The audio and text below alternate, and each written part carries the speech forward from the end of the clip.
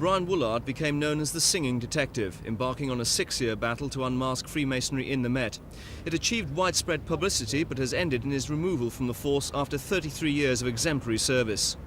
In a brief statement issued this afternoon, Scotland Yard said, at a disciplinary hearing held today, Chief Inspector Brian Woolard was dismissed from the force for neglect of duty by absenting himself from his post.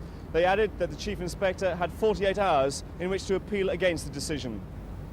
He'd launched a campaign asking for an inquiry into Freemasonry at the Yard and his claim of a Freemasonry conspiracy to destroy his career.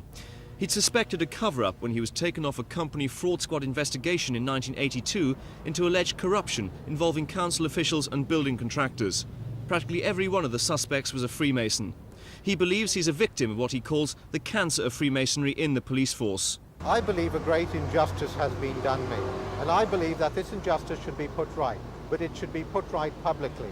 There has been no public inquiry into my case. I have persisted in my attempts to obtain a public inquiry since my case was referred to the Home Secretary in 1982. That Home Secretary who refused my application for an independent inquiry was himself a Freemason.